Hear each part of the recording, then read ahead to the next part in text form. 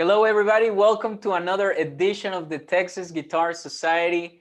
I am very excited about this talk with Dr. Bryan. He's an incredible guitarist. I had the opportunity to have a great master class with him back in 2017 or something, among those lines, so 2018. And it was such a great master class back then because I had a metronomic mindset, and it was the Prelude Number 4 by Heitor Villalobos, and I wasn't letting my musical instinct kick in. I was too afraid, and Bryan had a great conversation with me and showed me the path to be a more musical musician. And that is one of the things that makes Bryan so unique in the area, that everybody understands and recognizes that Bryan is one of the most musical guitarists in the area, at least in my opinion. But Bryan, thank you so much for being here. And say that one more time. Checks in the mail for those compliments. Yeah? All right, let's go. Yeah, thank you so much. But no, for real, he's a very, very good guitarist. He's going to be talking to us about his philosophy of study, and he created this guitar compendium that is a lot of exercises that are very important, a little bit of excerpts of music that we can practice and use to develop our musicianship. Bryan, you can take it from here. Yeah, so a little bit about my path and why, the impetus for writing pedagogical books is the landscape in America is quite different than in Europe and in other places. And me coming up loving the instrument, loving music, it was sort of like, okay, let me figure out how to play this instrument, and I guess I have to learn how to read music. And in the beginning I was studying with very high level students of Robert Guthrie from SMU, and then later with Guthrie himself. And at that time it was very much, let's listen to these recordings of Guthrie and other great players and find these amazing pieces that we want to play. And okay, now how do I get my hands on it? And I'll figure that out. And, I had a natural affinity to move my fingers. And I think the love of music sort of translates into talent, as we call it. And, it was very much about preparing these pieces and then going and playing them for Guthrie and then kind of getting coaching. And, this is already late in the game in terms of age, and most of us don't grow up singing in choir from the time we're 5 or 6 years old. Most of us have no idea about things like solfeggio and what that actually means. And so, I go through this process, and it wasn't until I get to the masters in our field, like Matteo Mela, Lorenzo Micheli, where I play for them. And, at that time, said piece, I worked out really well, and I got it as good as I could get it, and I played it, and I'm pretty confident about it. And Matteo's response was, Braiano, he calls me Braiano, this is really bravo, this is amazing that you can play like that when you have no idea how to play the guitar, and you have no idea what is happening in the music. And his first demand of me was, can you sing the piece? And had no idea. So I'm thinking, let me try to hum the piece and blah, blah, blah. And he's like, solfeggio? So that was all new to me. So I, sort of like a stark reality in my face of like, there's more than just playing the guitar. And that sort of perspective, I took and then came back to the States, and then it's time to go through and get our degrees. And then I was faced with this institution of, here we have music theory, here we have oral skills, musicianship class, and then we have to take all these other music history, yada, yada, yada. And then I had my private lessons on the guitar. And it was still very much about, I want to play Opus 9 of Sohr, I want to play Asturias, I want to play Bach and all these things. because these were beautiful pieces of music. And then the work I'm doing in theory class over here on a piano, which, you know, I'm not spending hours and hours every day on a piano, so I'm not able to really move around the piano the way I can on the guitar. There was a huge disparity for me. At what point does the theory class and the understanding of quote unquote music theory, um, at what point does that come in line with my guitar studies? And why is it that when I'm doing this thing on the guitar and someone stops me and asks me what chord this is or what's happening in the composition, I'm like, I have no idea, you know, because it's not an example that we're all doing in theory class and working on it together. So there was just a big gap. And this is true of every colleague I can think of off the top of my head in the American system. I've also been in the conservatory system, so okay, it's a little bit better in the conservatory system, but by the time you're at college age, so much is assumed about your musical fluency, your musical understanding. And again, I was faced with, for the most part, a lot of the people simply didn't have that background. So it's sort of like, then what do we do? You know, we can't. And I think the issue is one of time. You know, you have 4 years in an undergrad system and you haven't been solfeging, you haven't been singing. You just, I want to play the guitar, I'm going to practice my scales, and like speed is a big deal. So let me practice until I can play really fast.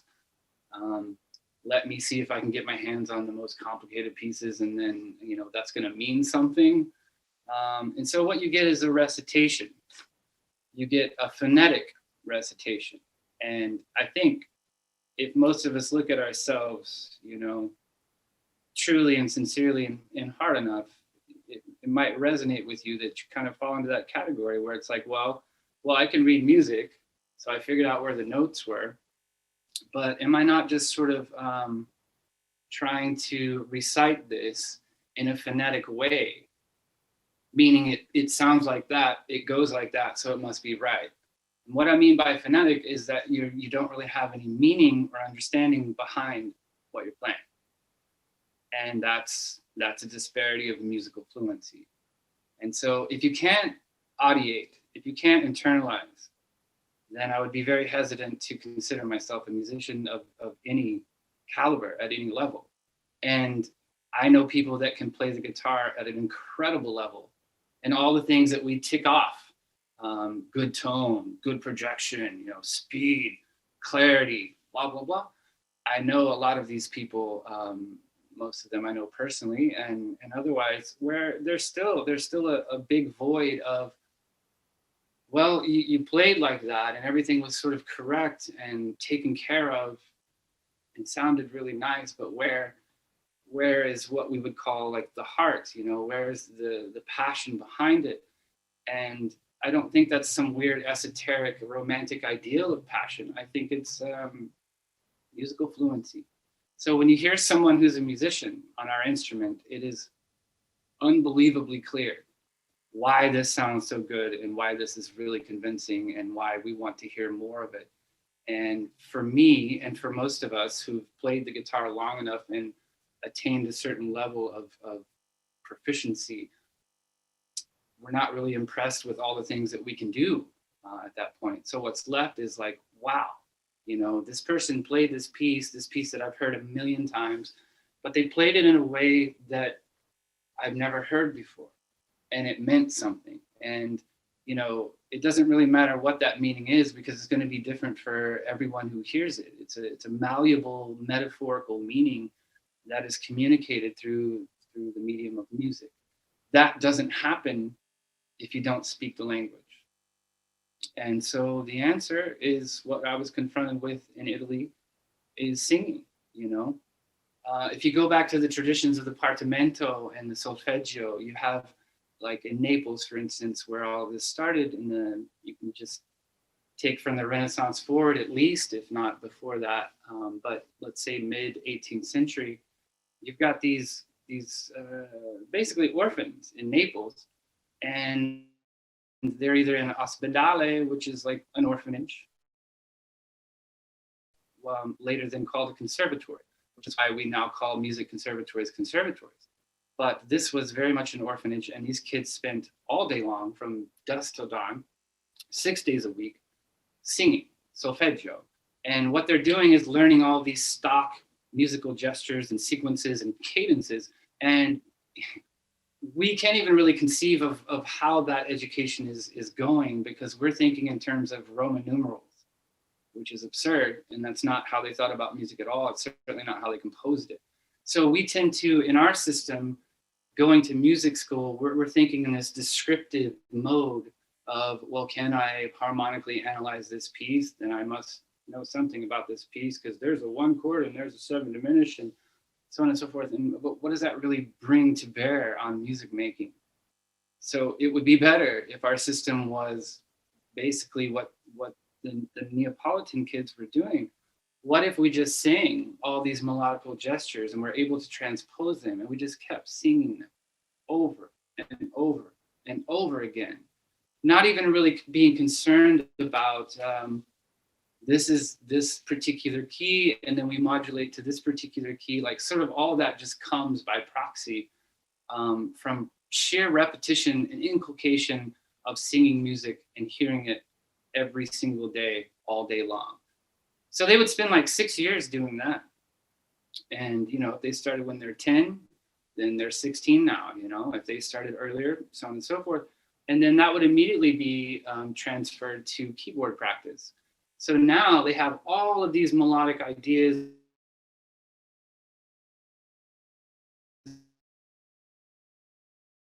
and melodies and cadences, and it's where the chord that's being resolved has the root on top. Here's the other cadence formula where the third is on top. Here's the other cadence formula where the fifth is on top, and so on and so forth. Once that's all in their mind and can be readily accessed, that means they're absolutely fluent in that particular aspect.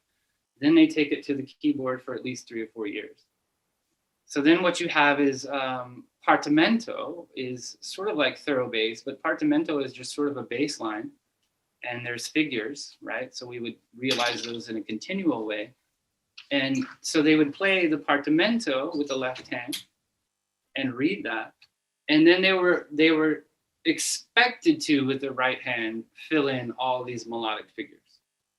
All of those melodic figures were totally internalized. So it wasn't a big deal for them to be playing this bass line and then, okay, well, this is what would happen on top of it.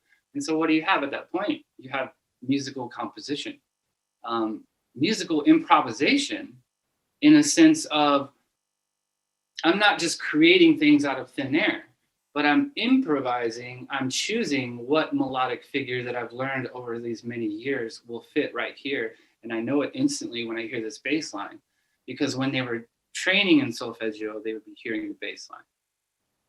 Okay, so all of, you know, you name one, Cimarosa, Scarlatti, it goes over into the German schools, into the French schools.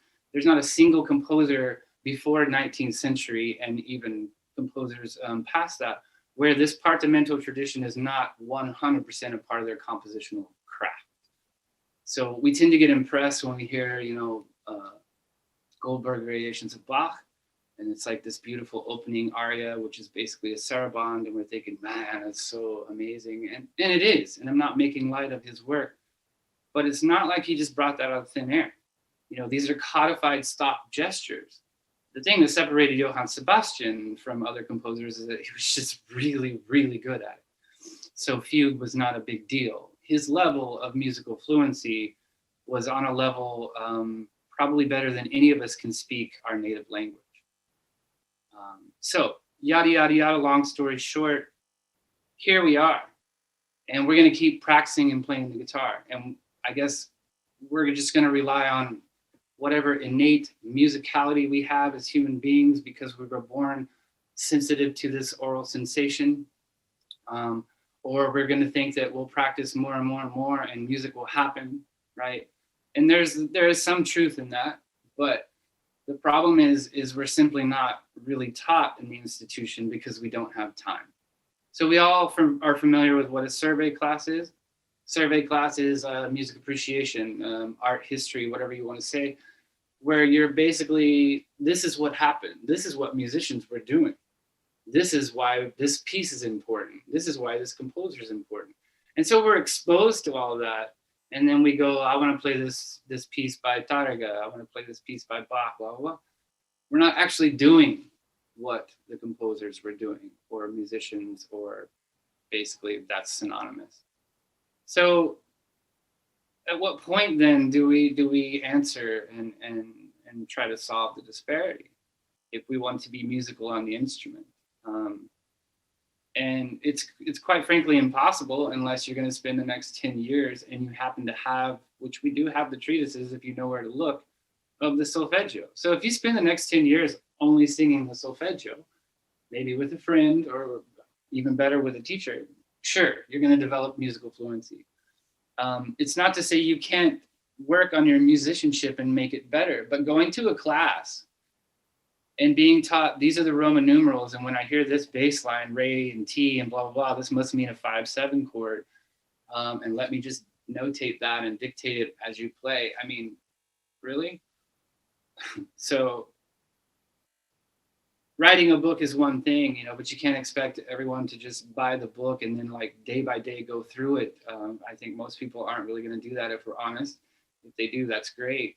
But it's really my only way to get these passions out and try to put something forward that might help our field and our specific discipline as classical guitarists. And, you know, like Mike was talking about, the end goal being composition. And if that's the case, you know, well then how are you going to compose music if you don't speak the language? And although, you know, maybe playing other styles of guitar and other styles of music and being inundated by things you're not used to and getting the benefit of that, and then getting these jazz charts and playing the chords and learning that and getting a little bit of taste of style, sure, that's going to help you. But what does it really mean if you don't know music? And I think it's worth asking yourself that question. You know, how much of my time spent is about making pretty sounds and cool sounds on the guitar and making my fingers work better, and how much of my time is spent actually understanding what I'm doing and why am I a classical guitarist? Why do I want to play the classical guitar? Why do I want to get in front of, you know, hundreds of people on stage and be scared to death and try to play this piece for people? You know, that's another question that you should have an immediate answer to, and one that's hopefully not flippant or superficial. So in that realm is, you know, I sort of have three main passions and things that I'm just crazy about in my life, which are playing the instrument as well as I can and communicating something that can't simply be said with words, that transcends a pretty poem or something nice that I can say to somebody. This is something, and it doesn't really matter whose music it is. It can be Bach's, it can be my own, it can be Scarlatti, it can be whoever. Being able to express something that is real for me, whether or not it's, you know, something tangible or metaphorical, doesn't really matter. And getting that across and perhaps touching other people's lives in a beautiful way, in a profound way, if I'm lucky. There's that. There's a strong passion for Baroque music in general and the performance of that and what that actually means for us to play Baroque music today. And how do we make this music speak in the rhetorical, persuasive way that it was conceived? And pedagogy, because quite frankly, we have lots of big holes in our educational system. And it's not something I can, you know, if I do get a guitar head job at one of the universities, sure, I can make that particular place better in the sense of making the curriculum a little bit different. But there, you know, you're still going to have the 4-year program. You're still going to have music theory over here. And most of the time, barring 3 or 4 conservatories that I can think of in the States, most of the time that work is going to be done on piano rather than guitar. That blows my mind, doesn't make any sense. Unless you want to be a pianist, and by all means, do all of your theory on the piano, duh. You're going to have oral skills where I'm going to play you a melody and you're going to try to guess the intervals. And it's like, what, you know? And then you're going to have hopefully a good teacher in your private lessons, and you're going to somehow try to bridge that disparity. So the Guidonian guitar, is still very much, it's been reworked about 5 or 6 times over the last 7 years, because we have this issue of movable dough and fixed dough systems, and everyone has their opinions on those. And so my current project for the last year and a half has been, so I wrote it all out in movable dough. I did it all out in fixed dough. And I see the benefits of both and the functionality of why each one is important. And so the idea now is to somehow mesh those two worlds together. Specifically for classical guitarists, this has really nothing to do with piano or violin. Their pedagogy is their own. And so that's what I've been doing with the Guidonian guitar book. The guitar compendium is born from my position as teaching fellow, where you're like, okay, I'm a teaching fellow. I'm going to have 10 students, and some of them are non-majors, and some of them are majors on the guitar. And here we go. The point of this book was for me and my colleague Lockbaum, we sort of joined up together and like, can we just put things in one place? You know, because you have a student, you're like, okay, go copy this or buy this Carcassi etude book, and do you have the major and minor scales? Okay, go get the Segovia scales, or go get the Royal College of Music scales, and you're just like throwing things all around and everything's all over the place. So the idea was like, let's make it's not a method at all. It actually assumes a lot of ability and knowledge on the part of the reader, and it's definitely designed to be used with a teacher. And so it's sort of like basically the benefit of all my experience and all of my tricks and all of my approaches in one place, with all the material that we need for the first 4 years, you know, with scales and arpeggios, and here's the Carulli etudes, here's the Seguato thing, here's the Soar, here's the Carcassi, here's how we approach this. We're singing everything we play, always, and here's all these different methods of how to create phrasing. And if you're going to use a metronome and you don't know what you're doing because you're clicking every 16th note or every 8th note, this metronome, although you think it's helping your punctuality, is really destroying your musical ability in terms of turning a phrase over a long contour or trajectory. So that's really kind of what I've been doing with those two books. My dissertation is more on specifically Baroque music, and specifically the music of Johann Sebastian Bach, and this discipline of rhetoric, musical rhetoric, and what that brings to bear on how we should perform, or how we could perform simply more effectively this music, by understanding sort of what was behind it and what was in either consciously in the minds of the composer, or just, you know, sort of innately ingrained in the composer because of the time and the context. So yeah.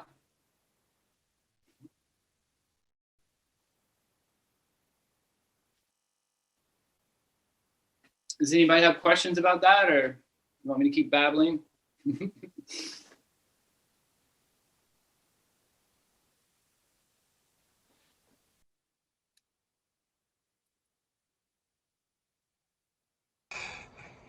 I think you're trying to say something, Abraham.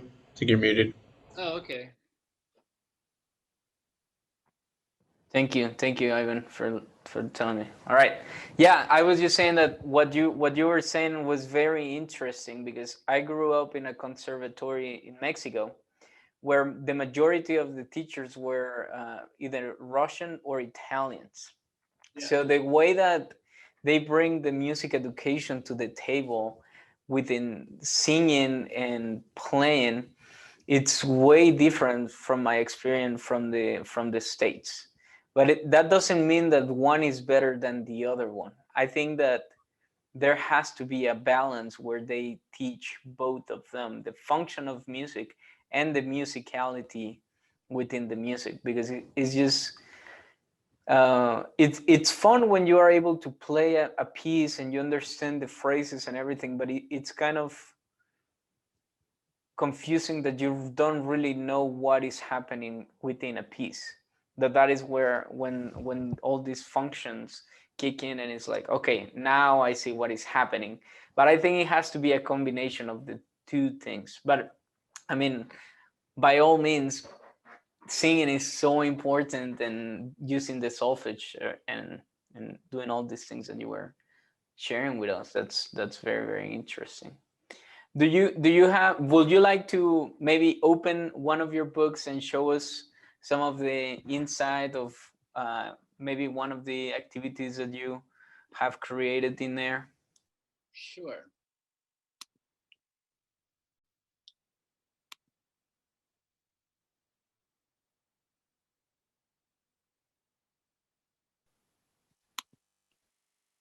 Abraham, you have to activate your visitor's screen sharing for me. Done. Cool. All right, so let's go to Guido.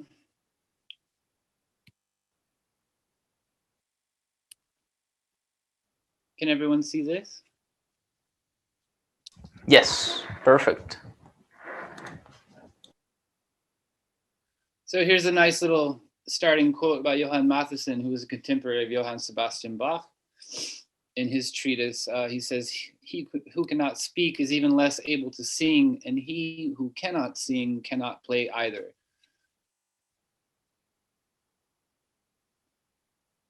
So this is, this is still a tentative sort of table of contents because I keep changing it on a weekly basis. I've tried to align the book with semesters for undergrad. So you see semester 1 is here, and then you move into semester 2, which is transposing everything you've done over here. Semester 3, you get into more chromaticism, and then some, I think, secondary levels would be there too, secondary dominant, so on and so forth. And then you get into passaggi and figured bass. Passaggi is, should be in a proper education the first rudimentary steps toward what we call ornamentation, also improvisation. So passaggi, or divisions as they called it in the English school, would be how to fill in the space between longer notes. So if you have quarter notes, you're going to run with either eighth notes or 16th notes, which is also a form of variation, of course. Some of the first examples of that were given to us by Luis de Narvaez in his Guárdame las Vacas, where he's got a Romanesca ground, and then he's improvising divisions. Maybe it's good to read this introduction. So it says, while writing the preface to his revised guitar method in 1843, Dionisio Aguado addressed an important issue regarding the relationship between instrumental study and overall musicianship. On the opening page of his preface, Aguado writes, "Anyone who devotes himself to an instrument with a view to making progress must first have learned solfa." Solfa meaning the ability to sight read and solfege music. So before you even consider this method that I'm putting forward in all of its detail and all of its glory, you better know music. Otherwise, this is just kind of a waste of your time. A similar sentiment can be found in the writing of one of Aguado's contemporaries, namely Fernando Sor. A century later, Pujol recommends that anyone wishing to study the guitar in any depth should divide their work between the study of solfeggio, harmony, guitar history, and technique. In fact, all historical guitar treatises either assume an adequate level of musicianship on the part of the reader or recommend that harmony and aural skills be cultivated alongside instrumental studies. In other words, a serious guitar student should either already be fluent in the language of music or must study musicianship and guitar technique simultaneously. And here I go on my soapbox about North American universities. The undergraduate student is expected to study the guitar in its repertoire while simultaneously learning music theory and aural skills. In these programs, private guitar lessons typically focus on the technical requirements, memorization, and subsequent performance of solo repertoire, while musicianship classes are taught on the piano as separate and supplemental skill sets. This disparity begs the question then, at what point do these two disciplines intersect for even the most exceptional of students? When does a gifted guitar student, having attained a high level of technical prowess on the instrument, begin to make music? Considering our historical method books do little to address the pedagogy of musicianship directly, and the current collegiate curriculum typically falls short of effectively uniting musicianship classes with guitar studies, we must find an alternative solution to this unfortunate deficiency. And it basically That's why this book exists. You know, if this is all like totally brand new to you in terms of solfeging your pieces, I would say number one, please start immediately. Number two, there's ways to get into it that aren't terribly difficult. But the first thing is, if you've never really solfeged before, you have to develop the scheme of do to do. That has to be a codified mechanism in your mind, so you're not considering what comes after re, is it mi? Like, this has to be really learned and solid, because this is what you're going to apply to every musical context that you deal with. So what you have in front of you here is a simple, basically, exercise to just get this scheme of those syllables into your mind. So you run up and down, do, re, mi, fa, sol, la, ti, do, re, do, ti, la, sol, fa, mi, fa, sol, la, ti, do, re, mi, fa, mi, re, do, ti, la, sol, fa, so on and so forth. So when that's really in your mind as strongly as things like 2 + 2 = 4, then you can go forward. I don't know how much of this, Abe, you want me to dig into. No, whatever you feel comfortable. We're enjoying everything that you are saying. It's very interesting. So whatever you feel comfortable sharing, Bryan. I think, you know, if it's brand new to you, the best advice I could give you would be to, you know, start singing your pieces. And honestly, even if you don't use syllables and that just seems like too much of a hassle, I would start at least, you know, humming along, doing some doo-wops. You can sing letter names if that's more comfortable to do C, D, and E rather than do, re, and mi. But I'll also say that if you've come this far and you can read through, you know, a piece of Sor or Pujol or any of the guitar literature, then I don't think it's really a huge leap for you to invest some time in getting solfege really strong and putting your voice on the guitar. I think a lot of students in the beginning maybe might be hesitant or shy. Kids love it because kids just want to sing, which is amazing. So any of your, you know, you could actually do some things by, if you're teaching children, you know, why don't you present in, you know, if you have a true beginner student, present this to them and give them exercises to do while you're actually learning it with them. You know, that's a good way to maybe get into it as well, because it's not a big deal to then attach syllables to simple Sor studies or Carcassi or whatever you're doing. But the point is to get your voice on the notes that you're playing. There has to be a direct connection between that, because otherwise, I'm sorry, you're kind of in the realm of pretend land. If you're playing a piece of guitar and you're like, I'm gonna get quiet here, I'm gonna get loud here, and I'm gonna make this articulation, you're sort of pretending. Like, where is that coming from? So the physical movement of our body to create sound and to hold a pitch and to rise in pitch and descend in pitch is a very visceral thing that we can experience, and that there's a huge attachment to that visceral physical quality and saying something and expressing something. And it's very easy for us on the guitar to play the 6th string and the 1st string and patam, you know, and not feel any distance at all. But if you try to sing your lowest E and then, you know, play your E at the 12th fret, try to sing that, you'll understand what I mean about the physicality of having to experience intervals. And if you're not physically experiencing an interval, what are you experiencing? What are you listening to? You know, every musical distance, every specific interval evokes a certain response in a human being. Unless you're, you know, disabled or something, you have other issues, in a normal human being, it's going to elicit a certain response. And I think if we're to be effective and communicate something musically, then we have to be hypersensitive to that response.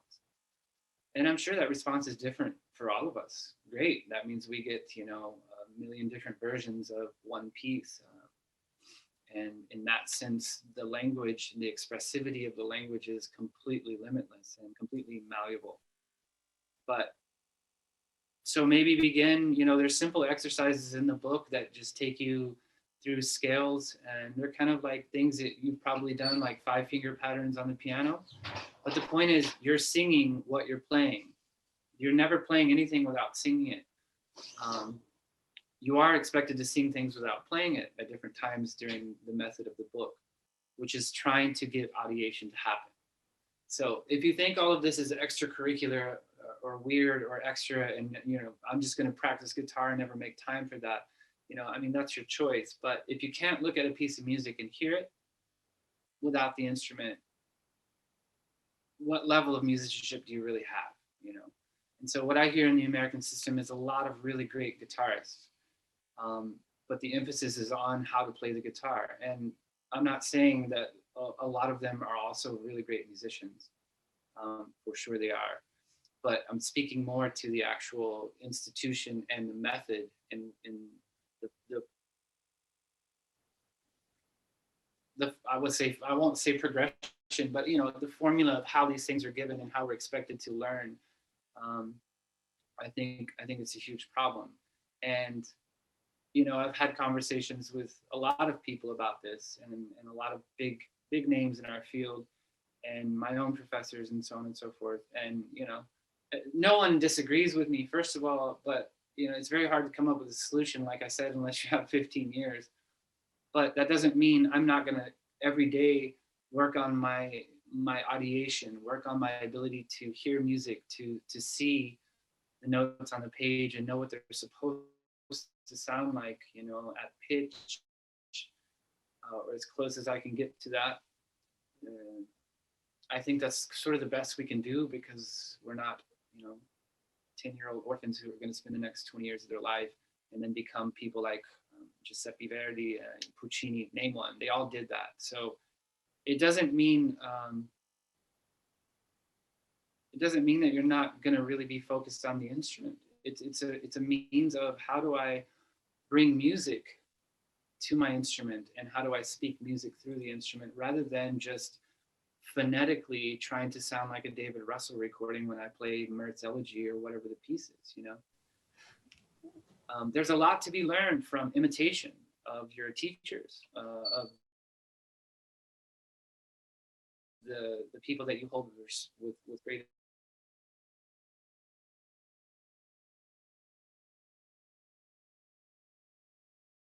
esteem and respect on any instrument. Listen to Christophe Rousset play Cooper. But at some point, imitation isn't really enough. We all learn language by imitating, typically our mothers and fathers, first of all, and then later on our peers. But at some point, meaning comes behind that basic parodying of just imitation.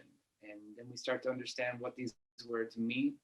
And then we start to understand that if I say this particular thing in this particular context, it will have ramifications, good or bad. We start to understand the power of what's behind, and the rhetoric of what we're saying.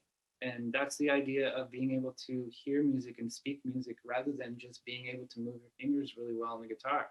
And I get it. Like, it's super enjoyable and satisfying to be able to just play guitar. Physically, it's satisfying. The guitar has a gorgeous sound, and it's a very poetic instrument. So we get lost in all of that. And I think we should, as much as we can.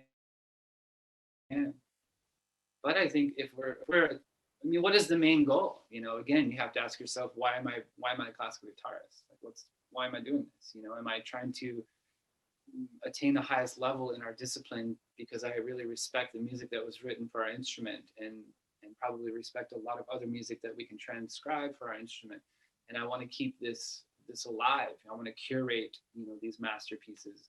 And I think you have to get clear on why you play guitar. And it's 100% okay if all you want to do is play guitar and feel that fun sensation of making music, and maybe even impress people with your speed or whatever. I think that's fine. Do that. All I'm speaking to is my personal path and what I've seen. These books exist because I think this is what I would have wanted when I first started. Wouldn't it have been great if I had some weirdo that wrote these books, because I don't get to spend 20 years in a conservatory singing solfeggio? Wouldn't it be cool if somebody had specifically designed this bridge, for a classical guitarist to get their hands on and start to learn? So everything I do in the realm of publishing or writing, whether it's dissertation or these books, is really what's going to help the field and what's going to help that little crazy person that was me. You know, what would actually help them, and that's really why these things exist. That's why I believe in it. Bryan, we have two comments on the chat that they go in hand with what you're saying. Clara says, when you use to sing your pieces, when you get used to sing your pieces, then people are like, why are you singing? Oh, I didn't realize that I was singing.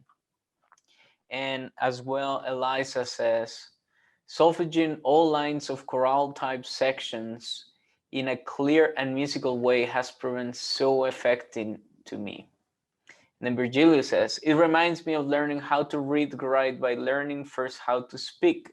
Without learning how to speak, it's sort of meaningless, Good. just copying shapes and replicating sounds with the meaning lost.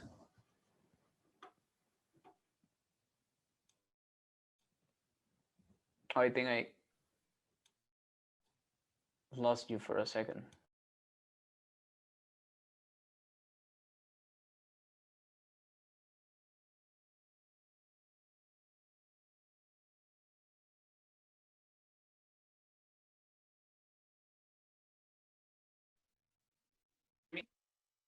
Abe, can you hear me?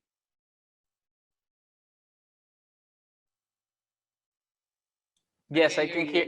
I can hear you back. I was just reading through the comments of the chat. I'll read them for you. I will reread them. Reread them for you. Oh, just the last one. Okay. So Virgilio says, it reminds me of learning how to read and write by learning first how to speak. Without learning how to speak, it's kind of meaningless. Just copying shapes and replicating sounds with the meaning lost. Right. Yeah. You know, in a good pedagogy, I think, you know, the imitation and that process, I think, is actually really important. But I don't think it should ever stop there. You know, there are a lot of different aspects and perspectives of good pedagogy and different things that we have to do, and be okay with certain phases of the process, where it's like a lot of students who don't know how to read music yet, you know, I will teach them pieces first, way before I expect them to try to make sense of like just random dots on a page, you know. And because then you get them playing, and then you get them into that mode of like, oh, I can create sound and it sounds cool and it's this and that, way before they understand this is an A minor or this is an E major and so on and so forth. You know, but of course the goal is to get them in as smoothly as possible, that works for their specific intellect, their specific personality. And then you have to be, you know, you have to be really clever and empathetic. You have to be really sensitive and intuitive and blah blah blah, to understand what are the steps in the process for each student, you know. And that is addressed in the Guidodian guitar book of, you know, this is with all of this time and trial and error and lots of many hours of thought, what is the best way to present this and what step is first, you know. One of the markers of a very good intelligent teacher, a very effective teacher, is knowing what to give to a student when. That is huge and it's crucial. And just because you can play an instrument really, really well doesn't mean at all that you know anything about teaching or can teach. And that's another thing that we just sort of overlook a lot, I think, because of what class did you take in any university or conservatory about how to be a good teacher. A guitar pedagogy class is not about how to be a good teacher. Guitar pedagogy class is like, here are the treatises, here's what Sor wrote, Pujol wrote, Guado wrote, this is what they say, this is how they're different, this is how they're the same. And we should know what they were doing, and this is why the tradition has come from here to there, and so on and so forth. That has absolutely zero to do with me sitting down with a student. What am I going to teach them? And they play for me if they can already play. And what am I going to point out in their playing? You know, what's going to be the most effective thing to do first?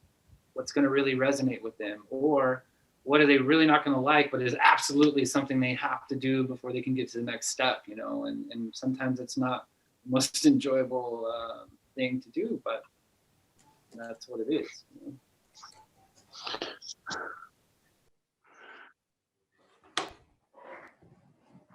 I will admit. Brian? Yes. Hi, Brian. I have a question for you. Well, first of all, thank you so much for all your expertise. It's really a great topic that you touch on, and I wanted to ask you in the topic of solfege. So I started learning solfege when I was 14 years old from Mexicans playing chords, no? And they use do, re, mi, fa, sol, la, si, do, right? I learned that up until 18. Then starting the university in the US, the teacher used to tell me to substitute C with T Right. in solfege, right? So I started to do that. Then I began to study my master's degree with Rene. And that guy, Rene, he's just like a solfege machine. Yeah. And he uses the Latin American solfege system, and he really encouraged me a lot to use solfege. So for a while I was a little bit obsessed with that, no, like practicing it and getting to that. Then I met Andrew Zong at one point, and he is all into the chromatic solfege, Right. right? So then I started to have this dilemma whether to use chromatic solfege or the regular Latin solfege in pieces, even when they modulate. And Rene used to say, "Ah, just use the regular song, completely chromatic." So would you say there's on your research, is there a better system, or are there specific instances when you want to use different ones?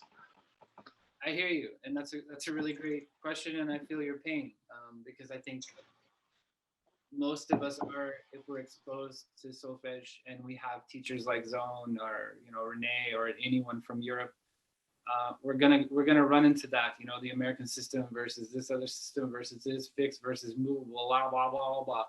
I will say I've gone through what you're saying multiple times, and ultimately the one that's better or easier is the one that you default to in the moments that you're talking about. Oh, I don't know. Is it, do D, or do I just sing do and do up a half step? Do I keep it? There's all these things that happen intellectually, where you're making the connection where the note is on the instrument, and so many things are happening. You're saying that's a D, that's a re, that's a D sharp. So for me personally, I can only tell you that at some point all those sort of converge, and you have just multiple planes in your mind in a split second where all of that is happening.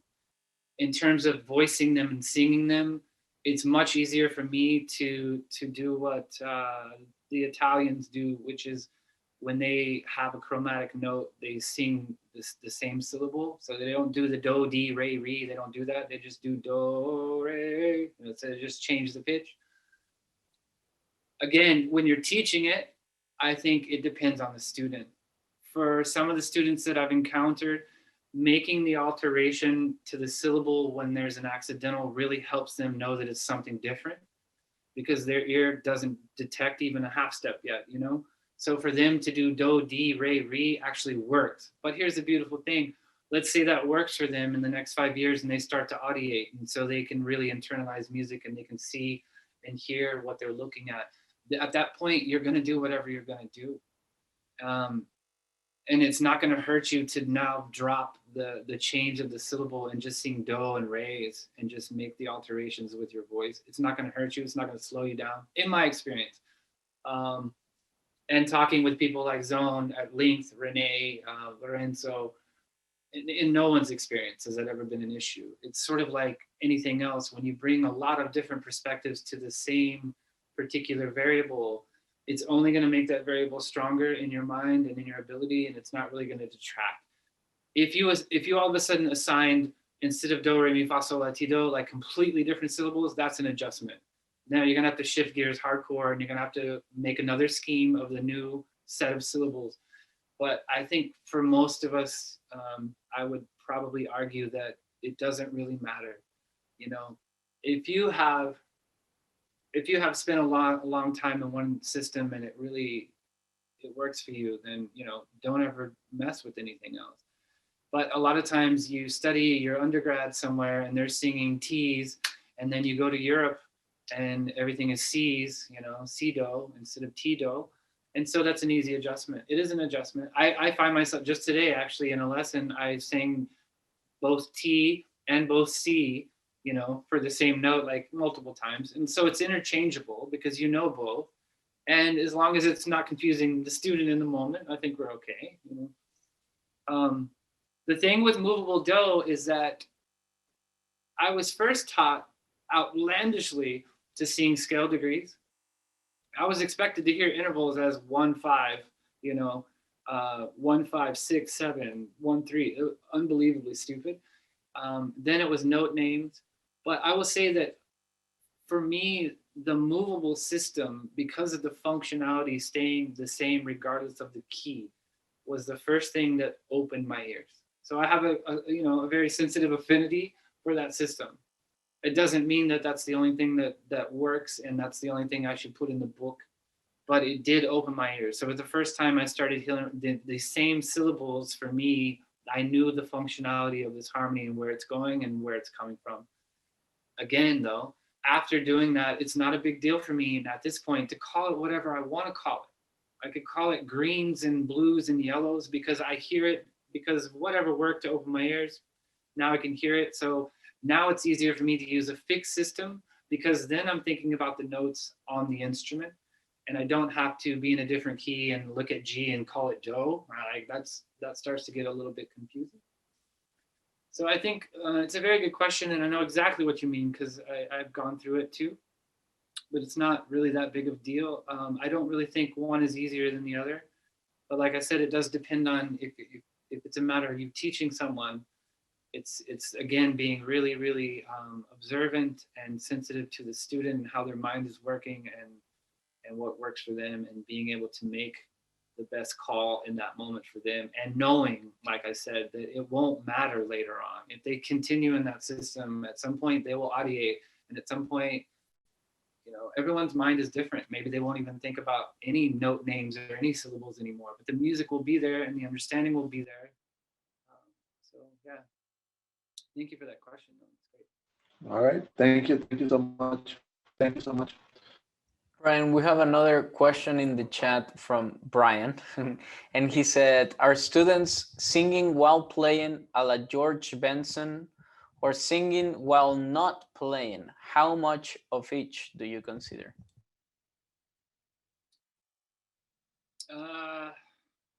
Wow.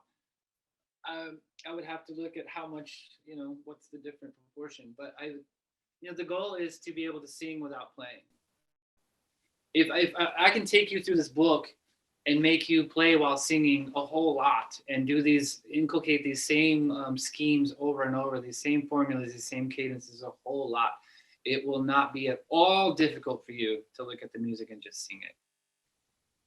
The ultimate goal is for you to be able to look at the music and sing it, because if you can sing it, that means you can hear it. And if you can hear it, that means you're hearing music. And so then it's not a big deal to transfer it to the instrument, especially if you're constantly singing what you're playing. There's an immediate transfer. And that's the whole point. I think for me, you know, I recognize that disparity. Like, okay, I'm okay in theory class and my ear is getting a little bit better, but I still sing my six a little bit flat, blah, blah, blah. I'll work on that at the keyboard over and over and over. Okay, that doesn't work. So just intuitively, I immediately put everything on the guitar. I would take my Otten book, whatever musicianship book I had at whatever university at the time, and I would simply play it all on the guitar until it made sense to me, because the keyboard is just a bunch of white and black keys, and I'm like, my brain doesn't feel at home in that environment. You know, I know where the notes are and I can see chords and all that, but the guitar it feels like home, and so I'm going to do all of those exercises on my guitar, period. And then all of a sudden, it just sort of dawned on me. It's like, well, you know, in terms of you're going to write this Guidonian book, well, of course, everything has to be done on the instrument, you know. And so, you know, Mike was talking about improvising, you know, and regardless of style on the guitar that you're improvising, you should be able to look at the fretboard And you should be able to, he was talking about being free, I think is what he said on the fretboard. Being free is looking at any spot, any fret on any string and knowing exactly what that sounds like. I'm not talking about perfect pitch. I don't have perfect pitch.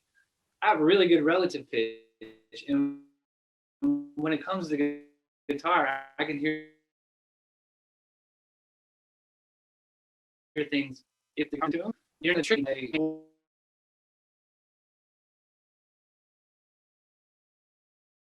Not, and knowing what that note sounds like before you play it. That happens if you're constantly playing and singing. Bryan, we lost you there for a second, and I think that was a very important thing that you were explaining for like probably 20 seconds. Oh, basically, I was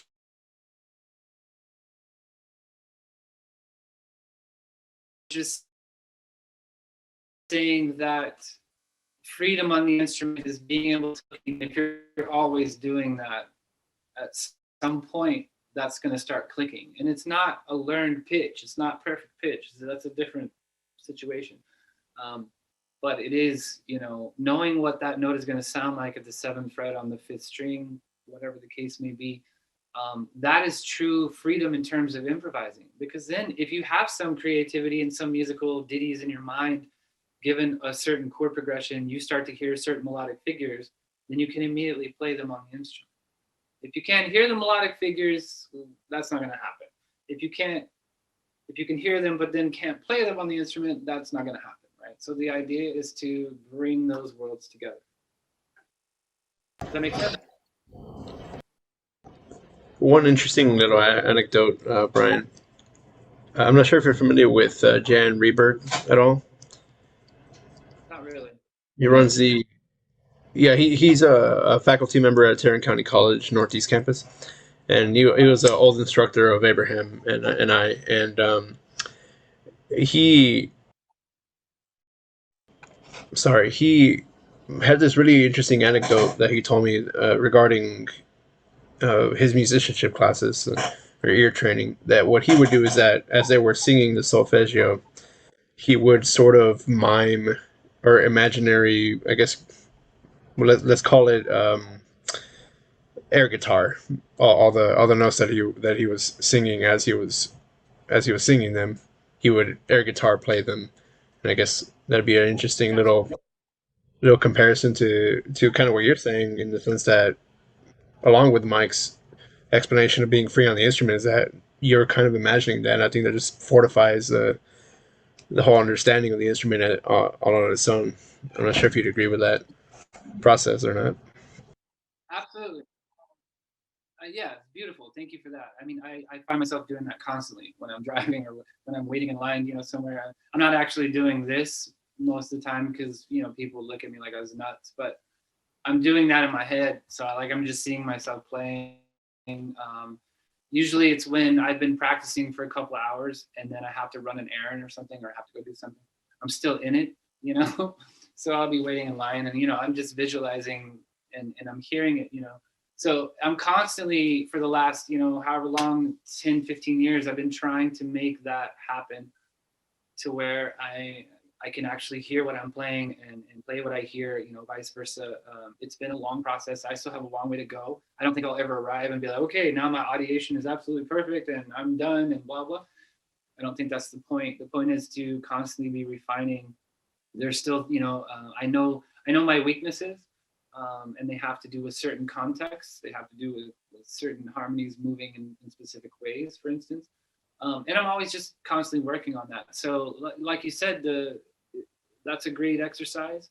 I also do, especially nights when I can't fall asleep for whatever reason, you know, I'll just lay there and whatever piece I was practicing is probably going to be in my mind. And it's being able to, you know, my memory works in specific ways where part of it's photographic and part of it's oral. So I'll watch the score and I'll try different fingerings, you know, like my hands aren't moving, nothing is really moving. I'm just laying there with my eyes closed. But I'm thinking about, you know, would that work with this and blah, blah, blah. And all of that is really great for different, it's all pointing to the same thing. Can I get on stage and play a piece really confidently, beautifully, and effectively. So that's helping your memorization of a piece, doing that sort of visualization slash audiation at the same time. It's helping your ears. It's helping your guitar skills, your guitar freedom, your understanding of the fretboard region, and that landscape itself. So yeah, thank you for that. It's great. Thank you so much. Yeah, that is incredible. That is very, very fun. I think that now when we all go home, or we are already home, but whenever we start practicing later on, um, we are going to start thinking in this new mindset of musicianship. And you have just planted a little bit of a seed in all of our musical minds. That is the main idea of having these talks, hearing everybody's incredible ideas. And this is just a reminder of how each musician is a unique being and how they all think in different ways, and it's just fantastic. I really, really appreciate what you are sharing with the community today, Bryan. That was very, very good. Well, thank you for having me and letting me nerd out. It's great. Absolutely, we love this. We love this, and we want to invite everybody to keep coming every Monday, 7:30 p.m. If every one of you invites one people or two people, we're gonna be growing so much faster. And the idea is for more people to hear the message that all these musicians are creating, and expanding a little bit the culture of the classical guitar. I try to invite all of my friends that are non-musicians whatsoever, like, hey, why don't you join this talk? It will be good. This guy is going to talk about flamenco next week, and this other person is going to play a concert. So if everybody just tries to reach out to one person, I think that will be fantastic. Not for me, not for anybody, but for the person that is going to be at the front. I think is going to be a bigger opportunity for his message to go out. But thank you everybody for coming. I really appreciate taking time of your day to join us. Next week we're going to have a flamenco player giving us all of his exercises and the way how he thinks about music, completely different from the classical music world. Then Ivan and I are going to be giving a workshop about musicianship and technique that we believe are good little tips for you. Next month, we're gonna have an insurance advisor, because maybe you want to start insuring your hands, or insuring your instrument, or insuring all of your materials. I am not an insurance expert. I don't have any insurance, but this person wants to come and share all whatever she knows about insurance. For some musicians is very important. Then we're gonna have trio resonance coming to the show and sharing with us their album. So it's a magnificent album, and these guys really, really deserve some love. So you can start saving some money to maybe help them by buying one of their CDs. We don't get any of that. All that is for those guys. So we're doing a lot of events for you. We're gonna start bringing again more concerts, because people have texted us, hey guys, where are the concerts? Oh, sorry, we thought that talks were enough, but no, we're gonna do some concerts for everybody. All right, well, that's all that we have for you today. Please come back next Monday. I really appreciate everybody's time. And we have just one more comment. I studied with Jeremiah Garcia for a few years. His workshop will be fun. See you all Monday. All right. And on that note, I'll see you everybody on Monday. Thank you so much, Bryan.